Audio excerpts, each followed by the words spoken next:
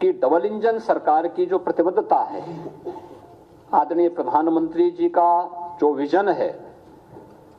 उनके उस विजन को सबका साथ, सबका विश्वास, सबका विकास और सबका प्रयास, इन सब को समर्पित करते हुए डबल इंजन सरकार की प्रतिबद्धता को भी यह प्रस्तुत करता है। बजट में जो कुछ चीजें हैं जो हम सब के लिए बहुत महत्वपूर्ण और मायने रखती है, वह है कि पहली बार 2,03,782 करोड़ 38 लाख रुपए कैपिटल एक्सपेंडिचर के लिए बजट में प्रावधान किया गया है। यानी यह इस बात को प्रदर्शित करता है कि इंफ्रास्ट्रक्चर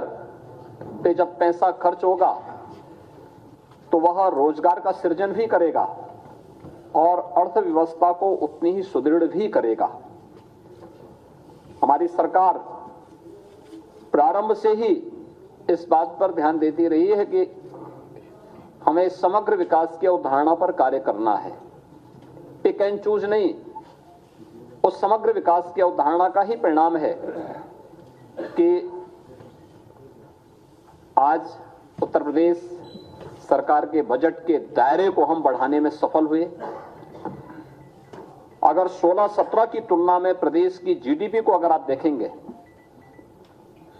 ये लगभग 12-12.5 लाख करोड़ रुपए की थी और अब उत्तर प्रदेश की जो हम लोग 24-25 में जीडीपी की बात करेंगे, वह 25 लाख करोड़ रुपए,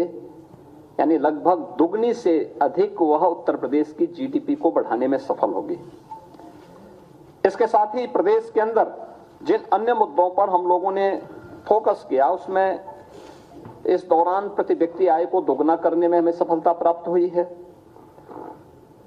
उत्तर प्रदेश जो देश की 2016-17 में छठी अर्थव्यवस्था थी, आज वह नंबर 2 की अर्थव्यवस्था देश की बन चुकी है। हम इसमें सफल इसलिए हुए क्योंकि हमने कर चोरी को रोका, रिफॉर्म किए,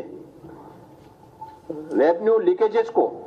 हर स्तर पर समाप्त करने के लिए जो भी उपाय हो सकते थे, सरकार ने, विभिन्न विभागों ने इसके लिए कार्य किया और आज उसका परिणाम है कि उत्तर प्रदेश एक रेवेन्यू सरप्लस प्रदेश बना है। प्रदेश में पिछले 7 वर्ष में राजस्व में हमने कई गुना वृद्धि की है, बिना कोई अतिरिक्त कर लगाए हुए, यानी कॉमन मैन को टच किए बगैर उन्हें लोक कल्याणकारी योजनाओं के साथ जोड़ते हुए हम प्रदेश को रेवेन्यू सरप्लस स्टेट बनाने में सफल हुए हैं। और बजट की सबसे बड़ी खासियत यह है कि भारत सरकार के द्वारा, रिजर्व बैंक के द्वारा जो निर्धारित राजकोषीय घाटा FRBM की लिमिट है 3.5, हमारा यह बजट उस सीमा के अंदर 3.46% तक हमारा यह राजकोषीय घाटे के उस नियंत्रित करने और एक सफलता की उन ऊंचाइयों को प्रस्तुत करता है, जो हमारी इस बात को प्रस्तुत करता है कि सरकार का जो विजन था कि सुरक्षा, विकास और सुशासन, और बजट में है राजकोषीय अनुशासन। राजकोषीय अनुशासन के लिए भी, यानी हमने विकास भी किया है, सुरक्षा भी दी है, सुशासन के लक्ष्यों को भी प्राप्त किया है, लेकिन साथ साथ अपने बजट को राजकोषीय संतुलन को बनाए रखने के लिए, उस अनुशासन को बनाए रखने के लिए भी पूरी प्रतिबद्धता और ईमानदारी के साथ काम किया है